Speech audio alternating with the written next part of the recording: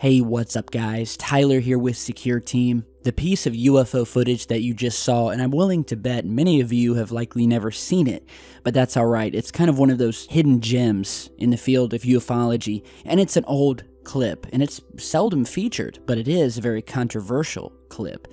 Alleged to have been recorded back in the mid-90s, possibly the early 90s, maybe even the late 80s, we just don't know. But it's said to be of an alien vehicle being tested over the very secretive base we know as Area 51. Now, again, we don't know exactly when this was recorded, by who, but what we do know is that it is a legitimate piece of footage that shows what can only be described as a non-conventional aircraft. Does not look like a plane or anything I've ever seen before. It's not a drone. We didn't really have drones back then. And it was recorded on the standard VHS videotape, which explains the poor quality, and we know that it was at some point leaked, it was transferred into a digital format, and leaked online. And it's one of the most mysterious pieces of footage in ufology. And I wanted to use this as kind of a segue into today's topic, and that is the question of evidence and the burden of proof as it pertains to the UFO phenomenon. Now, just today, I came across a clip that comes from the podcast of Joe Rogan. Many of you, I'm sure, know who Joe Rogan is. He was the host of Fear Factor for many years, and he operates a very successful podcast and YouTube channel, one of the most watched YouTube channels on the internet, and I am a huge fan of Joe Rogan. I have been for years, and I still am, despite what I'm going to talk about today. And so I watched a clip with him where he had just done a recent interview with a man by the name of Mick West. Now, Mick West, who I had never heard of before, is a game programmer, a writer, and a self-proclaimed debunker. And so today I was kind of shocked to see a clip from this new interview where he was sitting down with Mick West. The title of the clip, by the way, was, quote, "Joe Rogan on UFOs and aliens. There is no evidence." And while I'll put the clip down in the video description, the link that is, but basically in this small clip, Joe Rogan is talking with Mr. West about the alien subject, and in a nutshell indicates that there's really no evidence that prove the existence of aliens and UFOs, and that there's just no concrete evidence.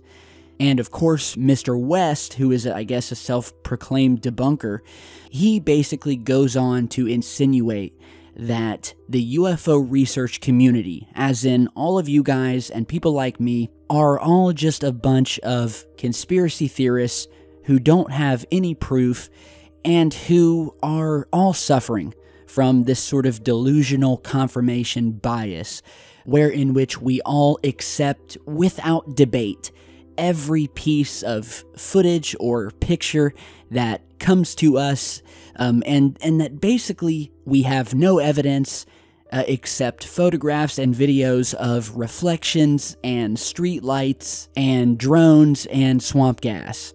He did not portray us in a very flattering way.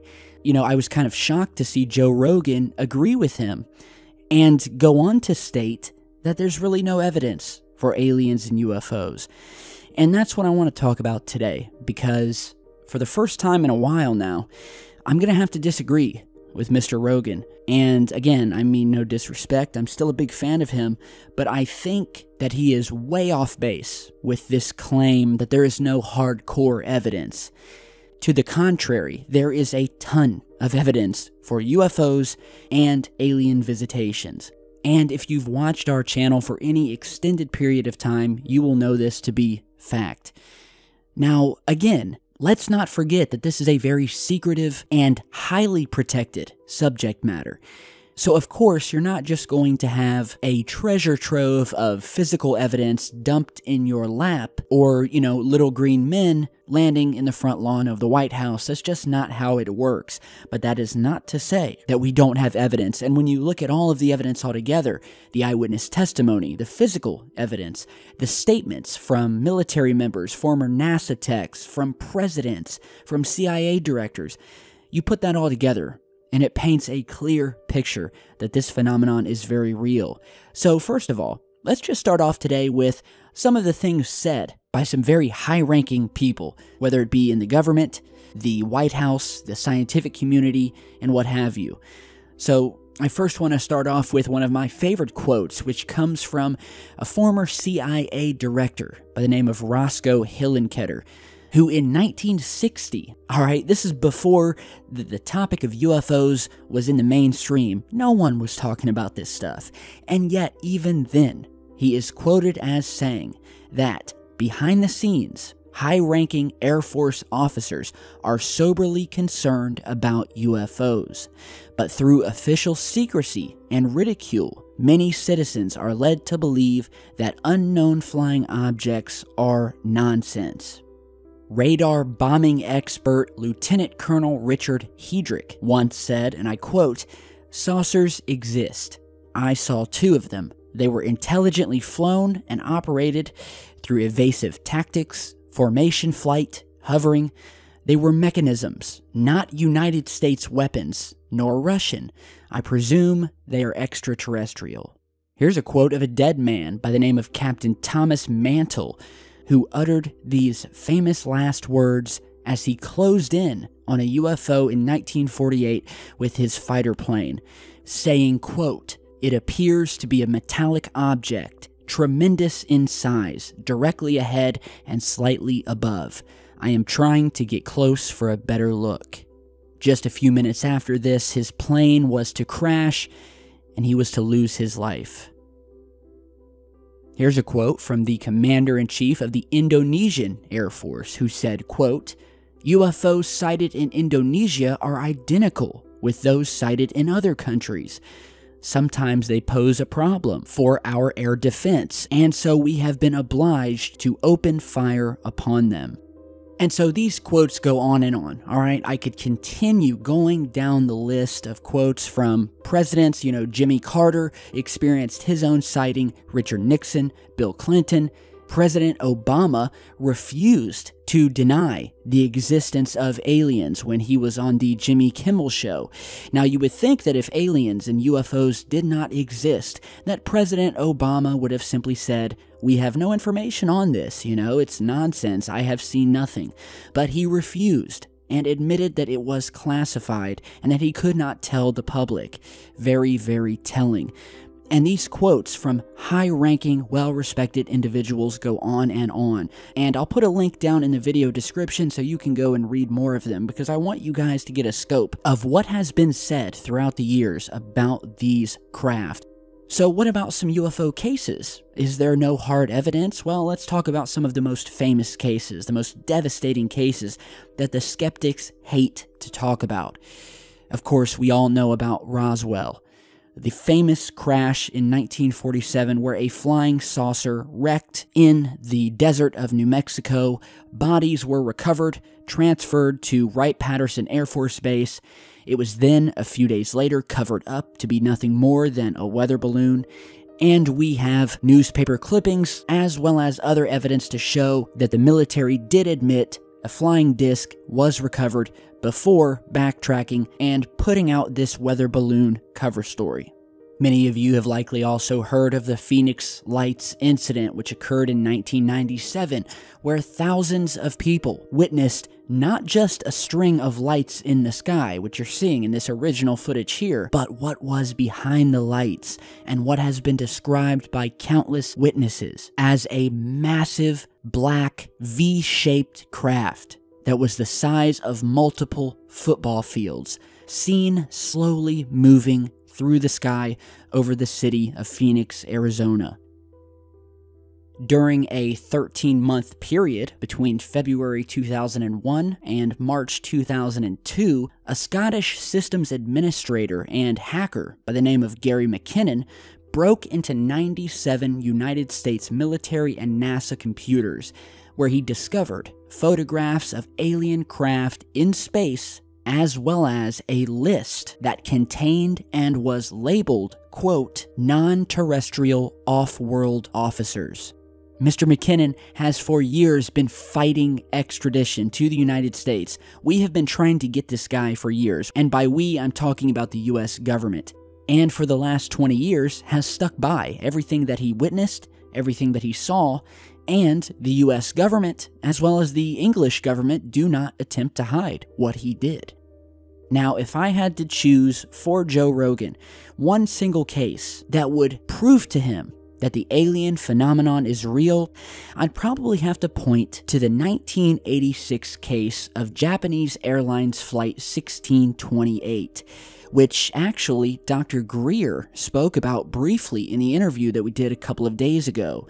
Now, for those of you who don't know, this case is mind-blowing. And for the sake of time, just to kind of put in perspective what happened, Japanese Airlines Flight 1628 was a Boeing 747 cargo aircraft who on November 17th of 1986 was en route from Paris to Narita, Tokyo, when both the pilot and the co-pilot witnessed two unidentified objects that had abruptly rose from below the aircraft and closed in and began escorting the aircraft. Now, each of these ships that were seen were described by Captain Tarachi, who was the head pilot in the craft, as being two large rectangular craft with arrays that appeared to contain glowing nozzles or thrusters through their bodies that remained obscured by darkness.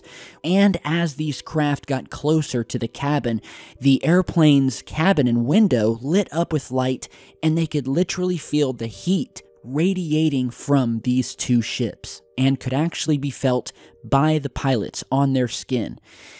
The two craft then departed before a third and much larger walnut or disc-shaped craft was spotted trailing them and was described by the pilots as a gigantic spaceship that was, quote, twice the size of an aircraft carrier, and that displayed what could only be described as a total disregard for inertia. The captain stated, quote, that the thing was flying as if there was no such thing as gravity. It sped up, then stopped, then flew at our speed, and in the next instant changed course. Now, what is also very devastating for the skeptics who have looked at this case is that these UFOs were tracked on multiple radar systems and were confirmed to be legitimate unknown objects that were not planes and that could not be explained by the airlines, by the Flight Control Center, nor the United States government. This sighting lasted for over 45 minutes and is one of the most well-documented UFO sighting cases that you'll ever come across, and I highly suggest you guys reading up on it. In fact, I'm going to put a link down below so you can learn more about Japanese Airlines Flight 1628. When the so-called Battle of Los Angeles occurred, it happened 5 years before Roswell, 5 years before Kenneth Arnold's landmark sightings of flying saucers in the Pacific Northwest, 3 years before the Battle of the Bulge, and 2 years before D-Day, where on Wednesday, February 25th, 1942, thousands woke up in the middle of the night to the sudden appearance of an enormous round object sitting in the skies over LA, which then triggered an immediate blackout with thousands of air raid wardens scurrying all over the darkened city while the drama unfolded in the skies above.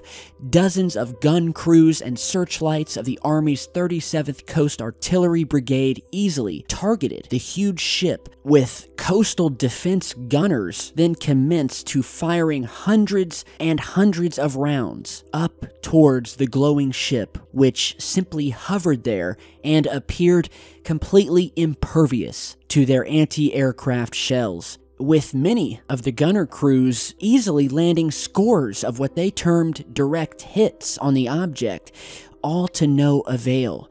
The object was invincible. Now, some other incidents and cases that I would put to Joe Rogan to study up on are that of the abduction of Travis Walton, the Cash Landrum incident, the Randlesham Forest case, the 1971 Delphos, Kansas UFO landing, the Sakaro UFO landing, the Maury Island UFO incident, Dr. Greer's Disclosure Project, the growing mountain of evidence of artificial structures on our moon and other bodies throughout the solar system, the thousands of alien abduction eyewitness accounts, with many of its victims discovering implants. Many of you may have heard of Dr. Roger Lear, who sadly passed away a couple of years ago, but who was a podiatrist and a surgeon, as well as a ufologist, who had removed over a dozen of these alien implants from these abductees' bodies and claimed that some of these devices even emitted radio signals, followed by laboratory testing of the implants that implied that they were of an extraterrestrial origin. If we're talking about physical evidence, I'd refer Joe to cases like the Falcon Lake encounter, where a man by the name of Stephen McCulloch witnessed an alien craft and was so close to it, in fact, that he suffered third-degree burns on his chest, displaying an obvious pattern of what he described as the ventilation or exhaust panel that was on the side of the saucer-shaped craft that had nearly killed him.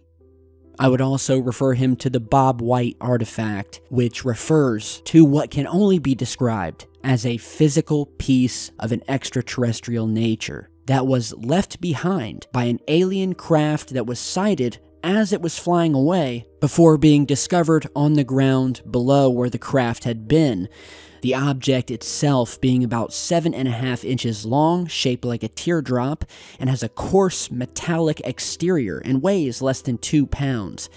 And they have had this thing tested by numerous laboratories. They have tested it, they have scanned it, they've done isotope abundance ratio tests, where they found that this object was of a composition not found anywhere on Earth, and that it could have only been manufactured off-planet.